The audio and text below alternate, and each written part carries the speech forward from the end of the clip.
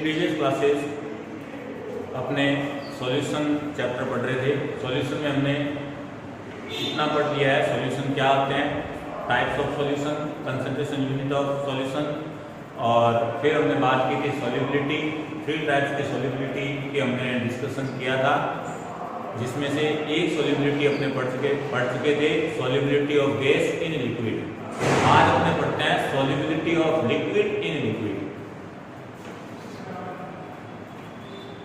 Solubility of liquid in,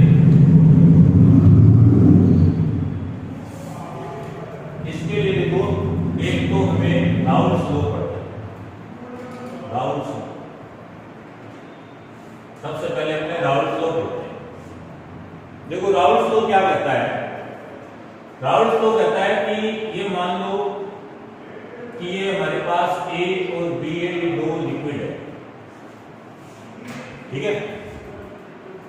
और ये जो लिक्विड है इसके अंदर सबसे पहले आप ये मानो कि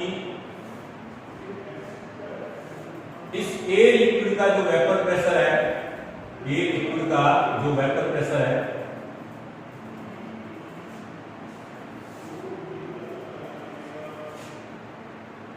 प्योर फॉर्म में ये है P0, वेपर प्रेशर P0, ठीक है।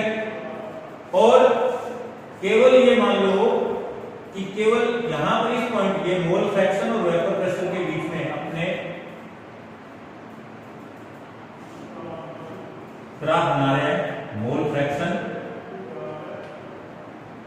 और वेपर प्रेशर के बीच में ग्राफ बना रहे हैं। मैंने कहा इस पॉइंट पर XA, A कंपोनेंट का जो मोल फ्रैक्शन है XA, ये है 1, मतलब B नहीं है, XB = 0 इस पॉइंट। और इस A कंपोनेंट का जो वेपर प्रेशर आया ना मैनोमीटर में, ठीक है, मैनोमीटर वेपर प्रेशर को बताता है कैसे। मान लो मैंने ये कहा कि ये कंटेनर है और इसमें एक लिक्विड भरा हुआ है, और लिक्विड है इसमें अपने को पता है कि लिक्विड की वोलेटाइल नेचर होती है, मतलब वेपर बनती है, ठीक है। और इस वेपर का वेपर प्रेशर क्या रहेगा, इस वेपर का वेपर प्रेशर क्या रहेगा, ये अपने मैनोमीटर से चेक कर सकते हैं एट ए पर्टिकुलर टेम्परेचर कि इसका वेपर प्रेशर क्या है, पर्टिकुलर टेम्परेचर पर इसका वेपर प्रेशर क्या है। क्योंकि टेम्परेचर बढ़ाएंगे तो नो डाउट इसकी वेपर बढ़ेगी, और वेपर बढ़ेगी तो वेपर के द्वारा इसकी सरफेस पे जो प्रेशर लगेगा उसी को क्या बोल रहे हैं, वेपर प्रेशर, है ना। और मैनोमीटर में जब डिफ्लेक्शन नहीं आएगा तो डिफ्लेक्शन नहीं आने का मीनिंग क्या होता है, डिफ्लेक्शन नहीं आने का मीनिंग ये होता है कि ये जो वेपर है और ये जो लिक्विड है, वेपर और ये जो लिक्विड है, ये एक दूसरे के इक्विलिब्रियम में, ठीक है। और जब ये इक्विलिब्रियम में होंगे मैनोमीटर में डिफ्लेक्शन आएगा नहीं, और डिफ्लेक्शन नहीं आएगा तो मैनोमीटर में जो वैल्यू आ रही है वो किसकी वैल्यू है, वेपर के द्वारा जो वेपर प्रेशर एक्सरेट हो रहा है, क्रिएट हो रहा है, उसकी वैल्यू, ठीक है, एट पर्टिकुलर टेम्परेचर, ठीक है। टेम्परेचर बढ़ा के आप इसके वेपर प्रेशर को बढ़ा सकते हो। तो मैं ये कहता हूं कि मान लो ये A कंपोनेंट है, A लिक्विड है, एट ए पर्टिकुलर टेम्परेचर इसका वेपर प्रेशर आया मेरे पास में P0 है, ओरिजिनल फॉर्म में है इसलिए मैं इसको लिख रहा हूं P0 है, इसके साथ किसी को मिक्स नहीं किया। ऐसे मैं ये कह देता हूं कि B कंपोनेंट को और लिया मैंने इस पॉइंट पे, मैं ये कहता हूं कि केवल XB है =1 एंड XA = 0, और इसका जो वेपर प्रेशर आया वो मैं यहां लिख देता हूं PV0, क्लियर, ठीक है, ओरिजिनल फॉर्म में।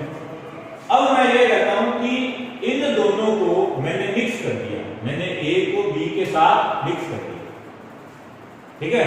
और जब मैं मिक्स करता हूं तो इसका सॉल्यूशन बन जाएगा, और सॉल्यूशन के लिए राउल्स लॉ क्या कहता है, राउल्स लॉ कहता है in liquid solution the vapour pressure, the partial vapor pressure of each component partial vapour pressure को लिखते हैं अपने PAC। The partial vapour pressure of each component is directly proportional to the mole fraction of that component. मतलब A component का partial vapour pressure PA किसके directly proportional है? Solution में उसी के मोल फ्रैक्शन के डायरेक्टली प्रोपोर्शनल है। ऐसे मैं कहूं बी कंपोनेंट के लिए, बी कंपोनेंट का पार्शियल वेपर प्रेशर PB किसके डायरेक्टली प्रोपोर्शनल है? इसी के मोल फ्रैक्शन के, सॉल्यूशन में इसका मोल फ्रैक्शन क्या है? XB। ठीक है, और इस प्रोपोर्शनल के डायरेक्टली प्रोपोर्शनल साइन को हटाएंगे तो अपने लिखेंगे P नॉट A XA, और यहां लिखेंगे P not PB P not B X। क्या कह रहा हूं यहां पर? ये PA और P नॉट A ये क्या चीज है? एक बार फिर से सुन लो। PA ये तो है PA एंड PB, क्या है ये? Partial vapour pressure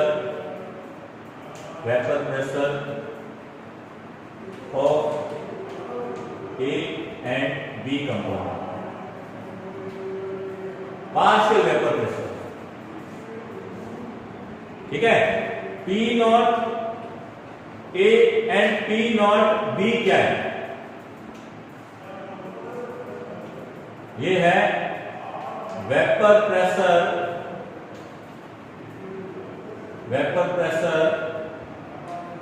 of A and B component in their pure मतलब जब यही अकेला होगा, प्योर फॉर्म में होगा, इसके साथ ना तो A के साथ B मिक्स होगा ना B के साथ A मिक्स होगा। ठीक है, और अपने ये कहें XA एंड XB क्या है? XA एंड XB ये है mole fraction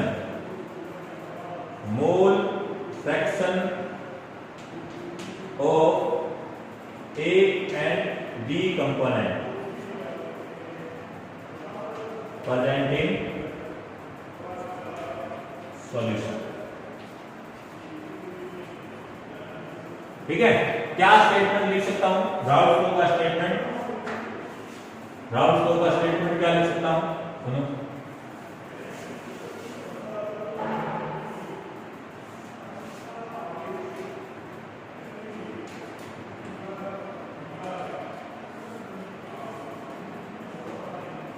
at constant temperature, क्योंकि हमें पता है वेपर प्रेशर होता है, जो टेम्परेचर चेंज होता है, टेम्परेचर बढ़ाओगे वेपर प्रेशर बढ़ जाएगा। At constant temperature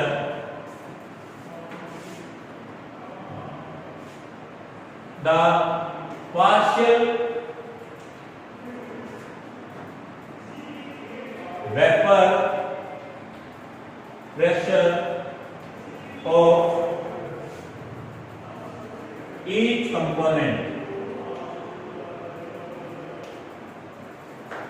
the partial vapor pressure of each component is directly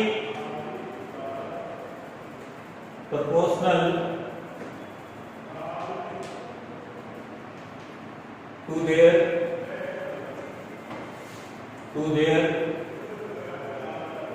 mole fraction present in liquid solution कह दो या कह दो वोलेटाइल सॉल्यूशन, पर mole fraction present in liquid solution. Clear?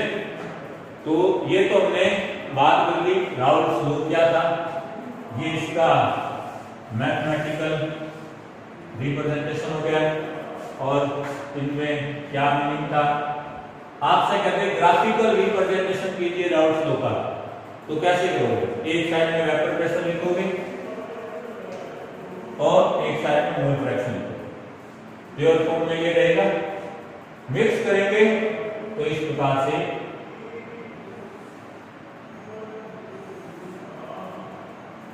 ठीक है, एकदम थोड़ा स्ट्रेट कर लेना।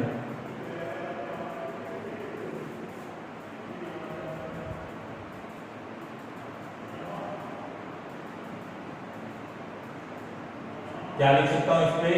P A is equal to ये है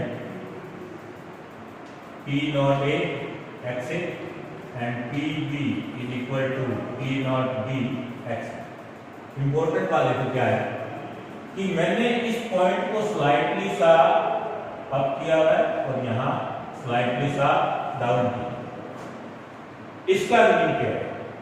ये इसका मीनिंग साफ साफ पता चल रहा है कि ए प्योर फॉर्म में ए का जो वेपर प्रेशर है ना, या फिर इसकी जो वोलेटाइल नेचर है ये ज्यादा है, क्योंकि वोलेटाइल नेचर ज्यादा होगी तो वेपर ज्यादा बनेगी, वेपर ज्यादा बनेगी तो वेपर के द्वारा जो प्रेशर क्रिएट हो रहा है वो भी ज्यादा होगा, है ना।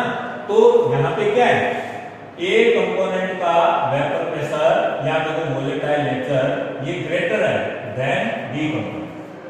क्लियर है? और मान लो यदि एक पॉइंट आपने एकदम इक्वल किया होता तो इसका मीनिंग क्या होता? A and B both have same volatile nature. Clear है? बी को क्या ऐसे आप ऊपर भी कर सकते हो, तब आपको लिखना पड़ेगा B is more volatile than A। Clear है? तो ये दोनों पॉइंट भले आप बराबर कर दो, दोनों जो है सेम हाइट पर कर दो और ऊपर नीचे कर दो, तो नीचे आपको स्टेटमेंट लिख देना है कि कौन सा ज्यादा वोलेटाइल है। जैसे मैं यहाँ पे लिख सकता हूँ A is more volatile than B। Clear? अच्छा एक बात है, ये तो हमने राउल्स का रिप्रेजेंटेशन कर दिया। यहाँ पे ये जो लाइन है ना, ये भी एकदम स्ट्रेट लाइन नहीं है।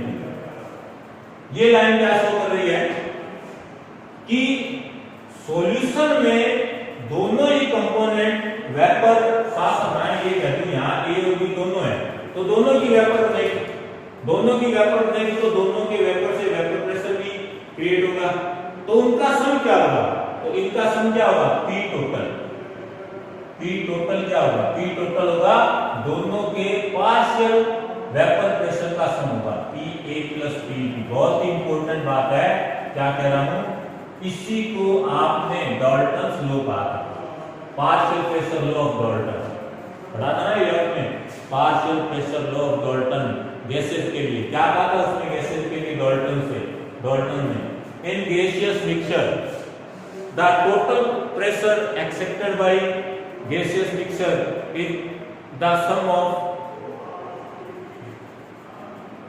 प्रेशर ऑफ ईच कंपोनेंट, है ना। मतलब तीन गैसें हैं, नाइट्रोजन, ऑक्सीजन, CO2, ये तीन गैसें हैं, आपने मिक्स कर दी और मैं कहूँ ये जो मिक्सर बना, ये जो गैसियस मिक्सर बना, इस गैसियस मिक्सर का टोटल प्रेशर क्या होगा? तो आपने कहा था कि तीनों ही गैसेस के प्रेशर का सम करो, उनके जो पार्शियल प्रेशर है उनका सम करो, सम करोगे तो आपके पास पी टोटल। ऐसा ही लिक्विड पर भी ये फॉलो होता है। क्या कि लिक्विड के अंदर जो लिक्विड के द्वारा जो वेपर बनती है, वेपर का जो वेपर प्रेशर होता है, आप उसको सम कर दो, तो सम करोगे तो उसके जो सॉल्यूशन का जो वेपर प्रेशर होगा ना, वो टोटल वेपर प्रेशर, उन्हीं के पार्शियल वेपर प्रेशर का क्या होगा? सम। ठीक है? तो ये जो हमने जो लाइन शो कर रहे हैं, ये डाल्टन्स के पार्शियल प्रेशर लॉ को डिनोट कर रहा है, रिप्रेजेंट कर रहा है, इसको। ठीक है? तो देखो यहाँ पे हमने राउल्स लॉ पढ़ लिया, राउल्स लॉ का ये मैथमेटिकल रिप्रेजेंटेशन हो गया, ये ग्राफिकल रिप्रेजेंटेशन हो गया। इस ग्राफिकल रिप्रेजेंटेशन के अंदर हमने एक चीज और की कि ग्राफिकल रिप्रेजेंटेशन के अंदर ये डाल्टन्स लॉ पार्शियल प्रेशर को शो कर रहा है, P total is equal to Pb PA plus Pb, है ना। ये चीज एक और कि इस ग्राफिकल रिप्रेजेंटेशन में एक बात और शो हो रही है, क्या? A component have more volatile nature than B component. ठीक है? तो ये तो हो गया राउल्स लॉ। अब अपने बात करते हैं लिक्विड सॉल्यूशन।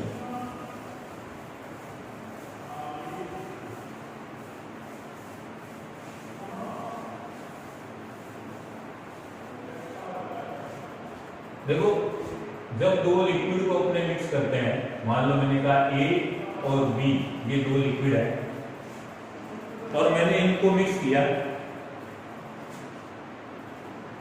और मैं कह रहा हूं इनके मिक्स होने से सॉल्यूशन बनता है। ये भी मैंने 50 ml लिया और ये भी मैंने 50 ml लिया और इनके मिक्स होने से सॉल्यूशन बनता है। ठीक है, क्योंकि दो लिक्विड लेने से उनसे सॉल्यूशन बनेगा ये कोई जरूरी नहीं होता है, नहीं तो वो एक दूसरे में डिसॉल्व भी तो होने चाहिए ना। अभी मैं कह रहा हूं कि दोनों से सॉल्यूशन बन रहा है और दोनों को मैंने 50-50 ml लिया। तो जब दो लिक्विड को आप मिक्स करते हो ना, तो इनके वॉल्यूम में जो चेंजिंग होती है वो 3 टाइप्स की चेंजिंग है। वॉल्यूम में जो चेंजिंग होती है वो 3 टाइप्स की चेंजिंग है। ये आपके पास इनिशियल वॉल्यूम है V1 100 ml, ठीक है। मैं ये कहता हूं आपने 100 ml लिया, लेकिन आपको ऑक्टेन हो गया आपको 100 ml आपने लिया और 100 ml ही आपको ऑक्टेन हो, दोनों को मिक्स किया, वॉल्यूम 100 ml लिया। एक कंडीशन ये हो सकती है आप 100 ml लो लेकिन आपको 100 ml से ज्यादा ऑक्टेन होता है, 110 ml ऑक्टेन एज्यूम करो, और हो सकता है कि वॉल्यूम कम हो जाए। ये 3 कंडीशन है। मतलब मैं कहने का मेरा मीनिंग ये है, डेल्टा V होता है वो होता है V2 माइनस V1 होता है ना। तो यहां पे V2 माइनस V1, V2 कितना है, V2 बाद में कितना हो गया 100, पहले कितना था 100, मतलब कितना आ गया G, मतलब यहां डेल्टा भी कितना आ गया G। एक दूसरा डेल्टा V क्या होता है, V2 माइनस V1, V2 बाद में कितना हो गया, बाद में हो गया 110, पहले कितना था 100, कितना हो गया 10, है ना। मतलब डेल्टा भी क्या हो गया, डेल्टा भी हो गया पॉजिटिव, डेल्टा भी हो गया पॉजिटिव। तीसरी कंडीशन, डेल्टा भी बाद में कितना हुआ 90, पहले कितना था 100, कितना आया माइनस में 10,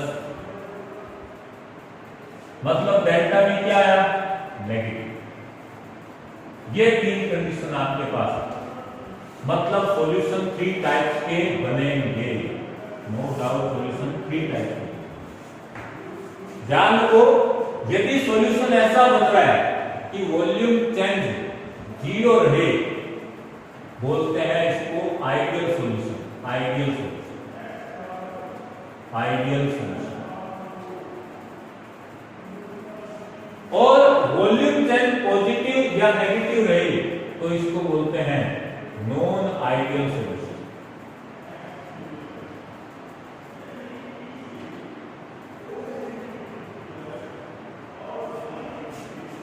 और यदि पॉजिटिव हो जाता है तो ये जो नॉन आइडियल सॉल्यूशन होते हैं, non ideal solution with positive deviation from Raoult's law, और इसको बोलते हैं non ideal solution with negative deviation from Raoult's law.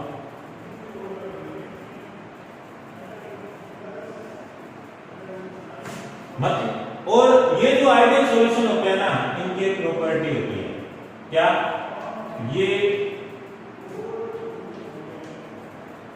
Raoult's law को फॉलो करते हैं, जबकि इनकी बात करूं मैं तो ये राउल्स लॉ को फॉलो नहीं करते हैं। इन पे जो राउल्स लॉ होता है नहीं, इस पे भी राउल्स लॉ नहीं लगता और इसमें भी राउल्स लॉ फॉलो नहीं, दोनों पे राउल्स लॉ फॉलो नहीं। ठीक है, जबकि यहां पे राउल्स लॉ होलो होता है।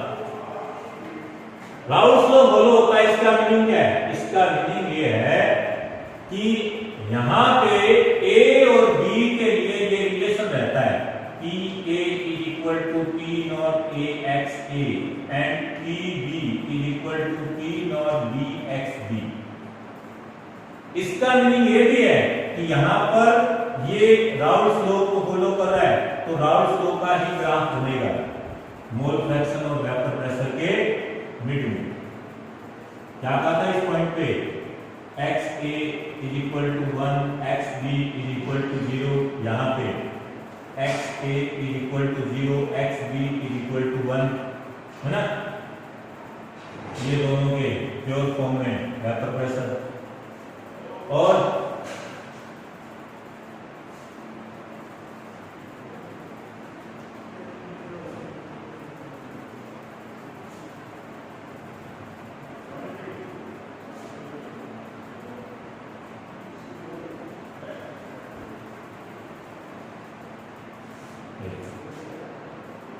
ये तो ग्राफ बन गया इसके लिए, लेकिन यहां राउल्स लॉ को फॉलो नहीं करता, ग्राफ कैसे बनेगा? तो ध्यान दो कैसे बनेगा। यहां पे एक बात मैं और समझा देता हूं कि ऐसा क्या होता है कि जितना वॉल्यूम पहले था बाद में भी वॉल्यूम उतना ही। आखिर ऐसा सॉल्यूशन में क्या होता होगा कि वॉल्यूम बढ़ जाएगी या फिर इस चीज को समझो। तो ध्यान दो, मैं ये कहता हूं कि मान लो ए सॉल्यूशन है, इसमें ए पार्टिकल है, ए पार्टिकल के बीच में जो फोर्स हो रहा है, और वो जो फोर्स है उस फोर्स को मैं ऐसे लिखता हूं F A A. B B particle के बीच में जो फोर्स है उसको मैं लिखता हूं एफ बी बी। अब जब दोनों को मिक्स कर दिया तो हो सकता है ए और ए के बीच में फोर्स है, बी और बी के बीच में भी फोर्स है, और एक पॉसिबिलिटी और हो जाती है, और वो है कि बी वाला ए से अट्रैक्ट हो या कह दो ए वाला बी से अट्रैक्ट हो। ये एक पॉसिबिलिटी और बढ़ जाएगी, ये एक अट्रैक्शन फोर्स और आ जाएगा जब इन दोनों को मिक्स करेंगे। ठीक है, अब मैं ये कहूं कि जो अट्रैक्शन फोर्स है और जो पहले अट्रैक्शन फोर्स थे और ये जो नए बने अट्रैक्शन फोर्स हैं, ये अप्रोक्सीमेट इक्वल हो at that time volume changing approximate 0।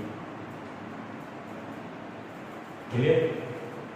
पर मैं ये कहूं कि जो नया अट्रैक्शन फोर्स बना एफ ए बी और जो पहले अट्रैक्शन फोर्स था कौन सा एफ ए ए या कह दो एफ बी बी। अब मैं कहूं कि वॉल्यूम है वो बढ़ जाए, तो मुझे बताओ वॉल्यूम कब बढ़ता है? पार्टिकल के बीच का अट्रैक्शन फोर्स,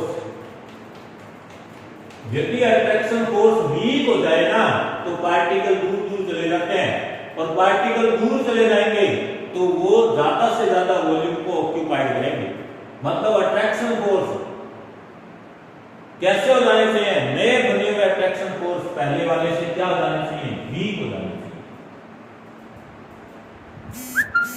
ठीक है, और जब नए बने attraction force F A B हैं, ये पहले वाले से वीक हो जाए तो ऐसी कंडीशन में वॉल्यूम बढ़ जाता है।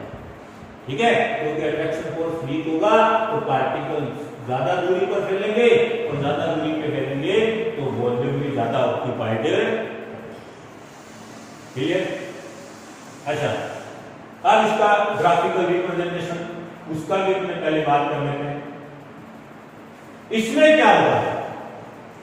नया अट्रैक्शन फोर्स है और मैंने कहा पुराने वाला अट्रैक्शन फोर्स है जो कि एफ ए ए है या फिर एफ बी बी। मैं ये कहूं नया अट्रैक्शन फोर्स है ना, वो पहले वाले से भी स्ट्रॉन्ग हो जाए तो पार्टिकल पास पास आ जाएंगे, और पास पास आएंगे तो वॉल्यूम क्या हो जाएगा? कम। मतलब यहाँ पे जो नया अट्रैक्शन फोर्स है वो पहले वाले अट्रैक्शन फोर्स से क्या हो जाएगा? ज्यादा। क्लियर? अब अपने बात करते हैं इनका राउल्स ग्राफिकल रिप्रेजेंटेशन क्या है। तो ये मैं अगेन ग्राफ बना लेता हूं। वेपर प्रेशर और मोल फ्रैक्शन के बीच ही ग्राफ बना रहा, बार बार नहीं लिखना है।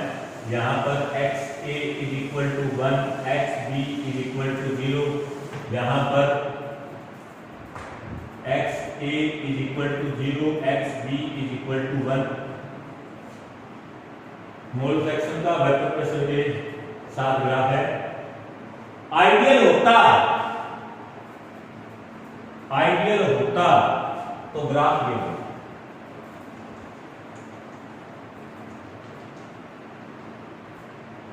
आइडियल सॉल्यूशन होता तो ग्राफ ये है ना, वेपर प्रेशर और मोल फ्रैक्शन के बीच का ग्राफ ये, पर आइडियल नहीं है। Non ideal solution with positive deviation from Raoult's law, है ना, पॉजिटिव डेविएशन क्या करें, ग्राफिकल रिप्रेजेंटेशन कैसे करें। तो हमने कहा कि यह जो नया अट्रैक्शन फोर्स बना वो वीक हो गया है। अब मुझे एक बात बताओ, जब अट्रैक्शन फोर्स वीक हो जाएगा, ये A और B के पार्टिकल है, ये B के पार्टिकल है, मैं तो अट्रैक्शन फोर्स वीक हो जाएगी, है ना, अट्रैक्शन फोर्स वीक हो जाएगा तो वेपर ज्यादा से ज्यादा बनेगी, और वेपर ज्यादा बनेगी तो वेपर के द्वारा जो वेपर प्रेशर जो लग रहा है वो भी ज्यादा होगा, है ना, वेपर प्रेशर भी ज्यादा होगा। इसका अर्थ है कि जब अट्रैक्शन वीक होता है तो वेपर ज्यादा बनती है, और वेपर ज्यादा बनेगी तो वेपर प्रेशर भी ज्यादा रहेगा। ठीक है, इसका अर्थ है कि आप इस ग्राफ को जो आइडियल कंडीशन में था ना, अब आइडियल कंडीशन से वेपर प्रेशर ज्यादा रहेगा, तो आप इस ग्राफ को स्लाइटली सा ऐसे ऊपर की ओर कर दो। ठीक है, तो ये हो जाएगा graphical representation of Raoult's law of non ideal solution which give positive deviation. Clear? क्या लिख सकते हैं यहां पे, PA पहले से ज्यादा है, ये देखो पहले तो इक्वल था लेकिन अब ज्यादा है वेपर प्रेशर। ये PA क्या है, PA A कंपोनेंट का पार्शियल वेपर प्रेशर है, तो पार्शियल वेपर प्रेशर यही का इनके बीच में क्या करेंगे, पहले से ज्यादा है, इससे P नॉट, या आप यूं भी लिख सकते हो PA is not equal to P not A XA, या इसको भी लिख सकते हो PA is greater than PA XA। ऐसे ही PB को लिख सकते हो PB is not equal to P not B XB, या फिर आप इसको यूं लिख सकते हो PB is greater than P naught B XP। Clear? याद ग्राफिकल रिप्रेजेंटेशन।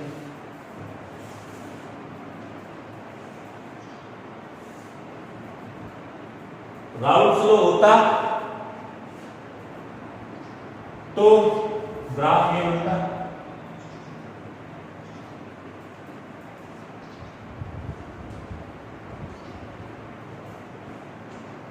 पर नेगेटिव डेविएशन है। नेगेटिव डेविएशन कब आया, जब अट्रैक्शन फोर्स, नया बना अट्रैक्शन फोर्स पहले से भी ज्यादा हो गया। अच्छा मुझे बात, अट्रैक्शन फोर्स ज्यादा हो जाएगा तो पार्टिकल और भी ज्यादा पास पास आ जाएंगे, और भी ज्यादा पास पास आ जाएंगे, मतलब जो पहले वेपर बन रही थी ना, अब तो उतनी वेपर भी नहीं बनेगी, और भी कम वेपर बनेगी, और वेपर कम बनेगी तो वेपर प्रेशर भी क्या हो जाएगा, कम। मतलब इस ग्राफ का स्लाइटली सा डाउन, नेगेटिव स्लाइटली सा डाउन। ठीक है, क्या लिख सकते हो यहाँ पे भी ये same value PA is not equal to P naught A XA, यहाँ लिख सकते हो PA, इस बार क्या हो गया, कम हो गया, मतलब ये कम हो गया किससे, P naught A XP। या फिर लिख सकते हो P naught B is not equal to P naught B XB। ठीक है, या फिर PB is less than P naught A X B। Okay, तो ये बात की नेगेटिव, पॉजिटिव और राउल्ट्स लॉ।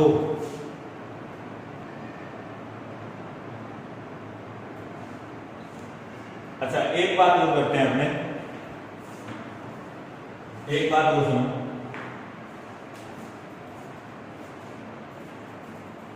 कि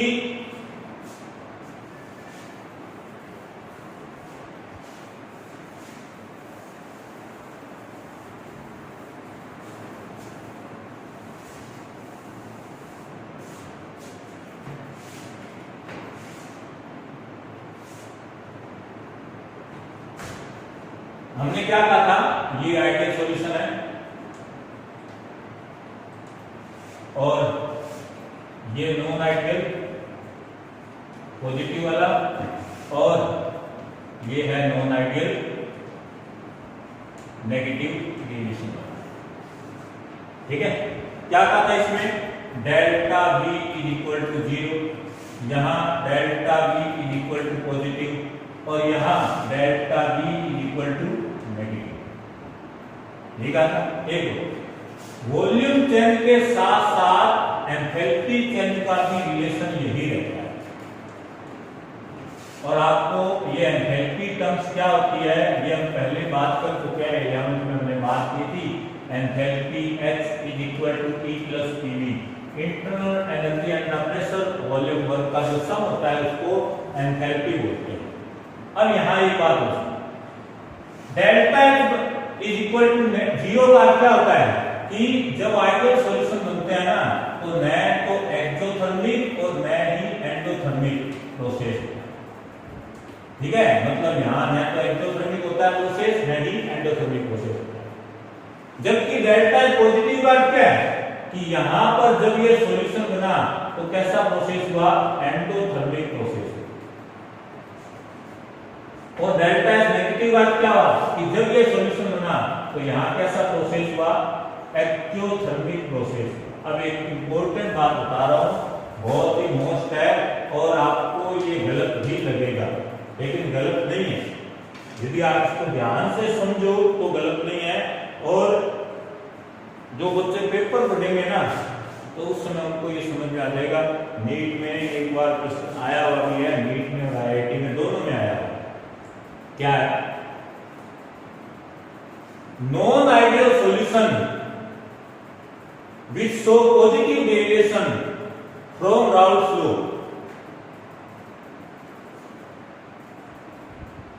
मतलब ये जो सॉल्यूशन बनते हैं नॉन आइडियल पॉजिटिव डेविएशन वाले, तो बनते समय टेम्परेचर पे इफेक्ट क्या पड़ता है, सॉल्यूशन के टेम्परेचर पे क्या इफेक्ट पड़ता है। टेम्परेचर जो होता है ना, इस पे क्या इफेक्ट पड़ता है, temperature of the non ideal system which show positive deviation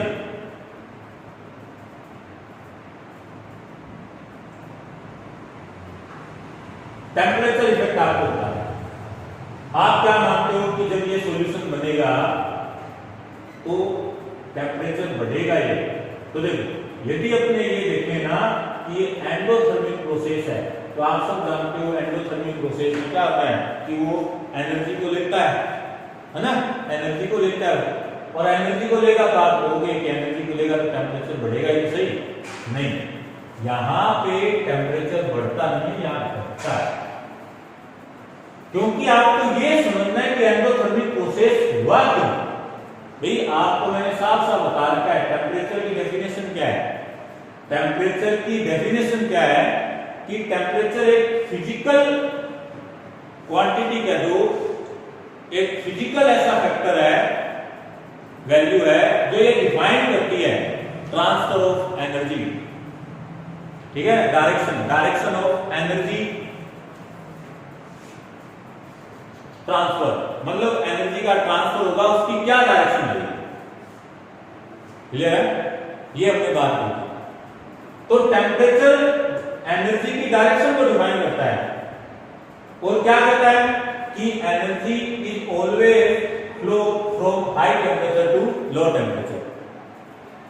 ठीक है, तो जब हाई टेम्परेचर से लो टेम्परेचर की ओर वो मूव कर रहा है तो अपने कहा ये एंडोथर्मिक प्रोसेस हुआ, मतलब एनर्जी बढ़ी, है ना, एनर्जी बढ़ी। एनर्जी बढ़ी क्यों, एनर्जी इसलिए बढ़ी क्योंकि सिस्टम का जो टेम्परेचर है वो डिक्रीज हो गया इसलिए वो एनर्जी लेगा, और एनर्जी लेगा तो एंडोथर्मिक प्रोसेस हुआ। बहुत इंपॉर्टेंट बात है, यही मैं कह रहा हूं, लगता जरूर है गलत है। पर ये गलत नहीं है। ऐसा यहां पर है कि एक्सोथर्मिक प्रोसेस, एक्सोथर्मिक साफ साफ जानते हैं एक्सोथर्मिक का मीनिंग होता है कि ड्यूरिंग प्रोसेस एनर्जी इमिट, पर आपको समझना है कि इमिट हुआ क्यों, क्योंकि सिस्टम की एनर्जी बढ़ गई थी, मतलब सिस्टम का टेम्परेचर बढ़ गया था, सॉरी एनर्जी टेम्परेचर बढ़ गया था, टेम्परेचर बढ़ गया इसलिए वो लो टेम्परेचर की ओर जाएगा, मतलब एनर्जी को इमिट करेगा एक्सोथर्मिक प्रोसेस। जबकि यहां क्या होता है, no change in temperature, temperature no change. Clear? Next class में अपने इससे रिलेटेड एग्जांपल की बात करेंगे और साथ ही अपने कॉलिगेटिव प्रॉपर्टी और इस लेसन का last topic one two factor की बात करेंगे। Okay, good bye.